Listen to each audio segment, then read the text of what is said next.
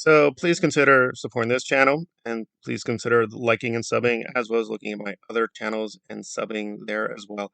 All right, let us get right to it. So for the older time subscribers, I've usually focused on, broadly speaking, fandoms and what goes on there. But more recently, I've looked at sort of the internal practices, unfortunately, the more, corrupt side.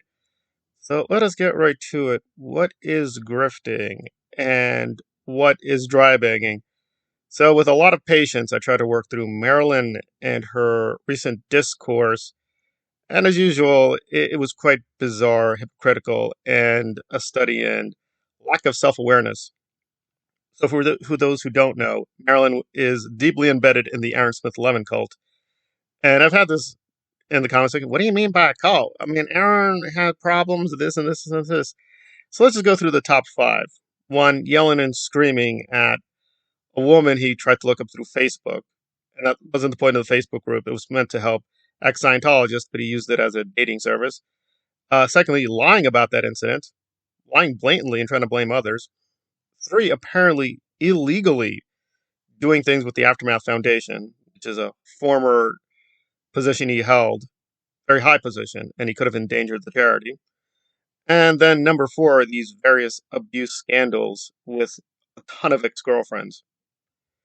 And then we get to number five, raising money through questionable, what's we say, rationales. Because now Aaron is running a shifty corporation called the SBTV Foundation. He's actually whining to YouTube that he can't yet raise money through his YouTube channel. He could, but then he have to give a portion to YouTube, and he doesn't. He's not here for that. He's here to get all the money for himself. So anyway, we just go through all of Aaron's shifty, questionable behavior, which somehow Marilyn forgot about. Yeah, it's like we're doing a deep dive into grifting and grafting, guys. And like, I knew this already. I think most Americans know this, that graft means corruption. But being someone who actually likes to do research, apparently graft is like an official thing. It's when public officials or the public defraud, right, the government or, quote, the demos or democracy. So that's graft. Graft is just an informal way of talking about dishonest behavior. And it doesn't technically involve money and has nothing to do formally with the government. So I guess graft is the official, explicit corruption. Grifting is just unofficial corruption. Okay. But Marilyn was in a tizzy over the language. Like, graft comes from Grey Foch, the grafting of the plans. I'm fascinated. I'm sure you are. So let's get right to it. Let's get to the punchline. So apparently she's trying to find a principled way to denounce Marisa. And let's be very clear, it's not just Marisa, but Nora. I was going to do an update on Nora for a while, just looking at the hard numbers. And the numbers are definitely fascinating. She, at the high point, had over 16,000 people. I'm not going to lie to you guys. In real time, the numbers changed. So I was looking at the channel only hours ago. It still had 13,800 people. It's dropped below that. Maybe she'll gain a few people, but I have a screenshot where it was 13,700 people. Now, YouTube is funny the way it cut off people, so it could still be pretty high. Still could be pretty high. But yeah, she's lost a few people. And it's a little weird because the channel has technically gotten a little bit better before Nora just outright just did attacks. And again, I don't like these people, whether it's Render or Aaron Smith Levin, but the way she was doing it and these weird paroxysms of like 6, 7, 8 hours of rage, and it was deliberately done to raise money. It wasn't about telling the truth or exposing the grifters. It was just about squeezing dollars, and she made tons of money from it. But then Aaron got tired and is now threatening legal action, so she backed off. Did she really change due to the threat of a lawsuit? I don't know, but it's still very, very strange. So Marilyn is trying to find a quest that will somehow make her look good, but Nora and Marisa look bad. And I'm like, even going through this video she highlighted on dry begging, and I would disagree with the person. It's like, that's not going to work. It's like way too broad a definition, but it's something like, oh, dry begging is when a narcissist pretends to be vulnerable and exaggerates vulnerability to gain assistance. Doesn't even necessarily involve money. It's just you want to gain more support and assistance. That would encompass almost everything. All political actors, activists, YouTubers, personalities, They solicit support. I mean, Hugh Jackman, Ryan Reynolds say, hey, go watch Wolverine and Deadpool. Right? Actors plug their projects all the time. Musicians like Taylor Swift, is that dry begging? I mean, yeah, this is not a great analytic video that Marilyn used. But let's just go with that. Is Marilyn guilty of this? Oh, absolutely. Oh, absolutely. It's just a common thing with the Aaron people. And to be fair, Nora explicitly now left the Aaron cult to make her own cult. But one of the things that Marisa, Nora, and Marilyn love to do is like hit the drum that we're in danger. We're in danger. They're coming for us. Oh, they're coming for us. Oh, the Scientologists. Oh, the justice. Oh, and just and these weird live performances like they may come for me. I need help now. And of course, nothing really ever happens. And in fact, it's the almost complete opposite. I mean, for one thing, with Marisa, let's focus on her for a minute because let's be honest, that's where the money is, and making fun of her. She made this whole big thing that the Jesters, a Masonic social club, guys, I'm going to expose the evil of the Jesters, but they may try to silence me. This is me, Reese. I'm putting myself in danger. I'm in danger now, guys. And you're like, okay, well, what's the threat? What's the danger? Apparently, the alleged threat or danger was they were trying to annoy the Jesters in Las Vegas, and the police were called, and they were kicked out of a hotel. Okay, it could just be you and Brett, who is a convict with a very long record. We're just annoying people, and people will just call up annoying people, and the police kick you guys out. And she made it into this whole panic thing. Oh, God, oh no, they cut the live. They cut the live. Oh, God, they're coming for us. Oh. It's like, okay, this is a fairly rich woman, not like super wealthy, right? We're not talking Reese Witherspoon, but yeah, if you're in trouble, you could easily use your resources to get out of the problem. And also, you're poking the bear. Like the Jesters didn't do anything to her. It's just some of her husbands were in the Jesters, and she saw, ooh, I could talk about Scientology stories. Ooh, and I can talk about Jester stories. Double the money. But they have not done anything personally to harm her. They still haven't. I mean, the only thing Jeff is doing is standing up for himself. Jeff is her ex-husband and trying to fact correct a lot of her lying and some of her thieving and stealing. That's about it. That's it. And in fact, it's really weird. This whole long weeks where she backstabbed Brett, exposed him, the Jesters just magically disappeared. I mean, the Jesters are so threatening, she went to a local restaurant, started a whole incident, started a whole yelling match. Where were the Jesters? Well, we'll get back to the Jesters. In fact, she's bragging, guys, the Jesters are mine. They're my story. Why? Why would you pursue this story? Isn't it going to threaten your life? No, that was a joke. Right. Radio. So they're all really bad at this, like play acting. I'm threatening. People are going after the Church of Uranus. I could be in danger now. From who? Oh, Nora. Nora. And I hate to be brutal, but the case of Nora and Marilyn are two fat, ugly narcissists just attacking one another. And Marilyn's not in physical danger. She was going, oh, my family, Nora. You better stay away. You better stay away. You know what's good for you.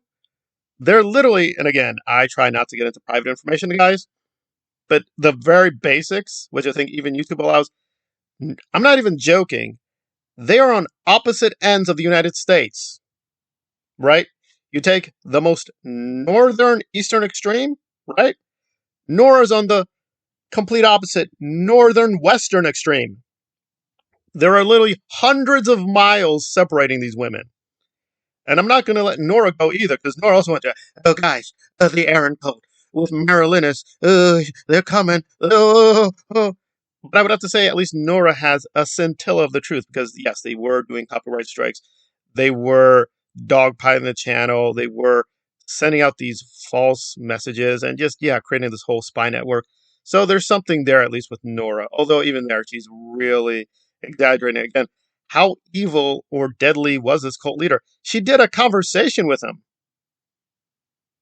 She did a live broadcast that lasted hours and hours, and she was chuckling. Well, I thought you were in danger. I thought Marilyn and Farrell, Cheryl, and the others were ganging up and were going to destroy you. But it's like, no, no, no, guys, it's fine. I talked through it with Aaron. And that created a huge backlash in our community saying, well, you kept saying that Aaron's a threat. He's threatening women, but you're laughing it up with him. Well, which is it? Which is it? And then she tried to double back and saying, guys, no, I was in control. I was in control of the conversation. I did it for me. I was the cult leader. Aaron was obeying my orders. And people weren't buying that. And 2 seconds later, she says, guys, I hate Aaron again. I'm going to curse at him. You weren't doing that during the conversation. So why are you doing it now? Anyway, but I will just throw in my 2 cents in terms of her return to form. Is it better? Yeah, she's more focused on the cult, although even there, she's not very impressive. It's just the way she asks for money and assistance. And again, unlike Marisa, you could actually say, okay, Nora's not super poor, but no, she does have a family. So at least it has some plausibility. It's the way she does it that is so sickening. So she did a recent live where she was playing with her dog and shaving the dog. And in the middle of it, she was going on about these dead people. It was a little disgusting. She was going on, as I was just thinking about this dead guy in Scientology. And by the way, it was a little triggering for me. I don't know this person personally, but I'm aware of the person. I was like, oh, right. There was a Sons of Anarchy show which had an actor, and he was a Scientologist, and he had a very tragic passing. It's very sad. It's very sad. I don't even want to get into it. It's so out there. It was so disturbing. And in the middle of recounting his death, he's like, goodbye, goodbye, feeding the dog. Oh, you're a good boy. You're a good boy. And touching and kissing the dog. You're talking about a dead man and the devastation on his family. And she just goes back to the camera. Guys, it was so disturbing and sickening. And then like, good boy, and feeding the dog all the food. And you're like, well, I hate to be brutal, but if you really need resources, downsize. Give away the dog. Find another owner.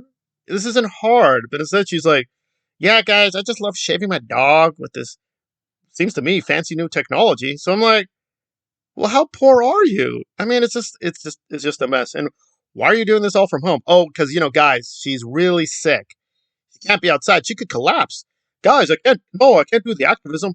I could collapse. Nora could collapse. I could be outside and like, oh, God, oh, no, it's the end of Nora's. Oh, God. Oh, God. Well, why are you even shaving the dog? If you're physically that in danger, why are you even doing this with the dog? It just seems like she's trying to find a way to subsidize basically not doing any work. And again, I hate to be the guy to say this, but even when I ask for resources from you guys or ask for super chats or channel memberships, I still work. Most YouTubers still work. Even the really successful people, they still do some part-time job. Nora doesn't want to do that. It's not like she can't do it. And she keeps complaining, oh, where's my money? Where's my money? Where's my money? You're putting it into the dog's mouth. What are you talking about? It's like, it's right there. You're just wasting the money all the time. And she's like bragging about it too. She's put us all these posts. Oh, my fajita chicken banana soft drink. I made it myself. Yeah, most people make their own meals stupid. It's like, if you're very vulnerable, you feel sorry for these people, but it just feels pretend vulnerability. It's like exaggerating yeah, there's some vulnerability, and the Scientologists they do have are a complete joke. She recounted with delight at one of the protests. The police were called. Okay, good for you. So she's going to even when the protests that she goes to, they don't mean anything. The Scientologists aren't going to be threatening her. So why are you like, oh, I'm in danger. Oh, I'm in danger now. You're in no such danger. Like, just calm down. What happened is you were doing a grift with Aaron. Aaron kicked you out, and now you're struggling. And there we are. It's like the grifters are attacking one another and trying to find a magical definition that makes them not a grifter. On the other hand, I'm willing to take the hit. If you think being online asking for money makes me corrupt or a grifter, so be it. I'll take that hit. Why hide it? Like, the only reason Marilyn isn't doing what Marisa and Nora does is because it'd be stupid. Her husband is subsidizing everything. So now, I need more money, guys. Your husband, Duncan, gives you the money for everything, right? All this money you're making is extra money. You don't need it. They're not in danger. You're not an ex-Scientologist. And her cult she's a part of, there's no evidence they're hunting her down. So it's all just a lot of play acting and pretend show. But there we are. So if you want to know what a grifter and dry begging is, just look at Marilyn. She's her own definition, but she's too blind to see that, apparently.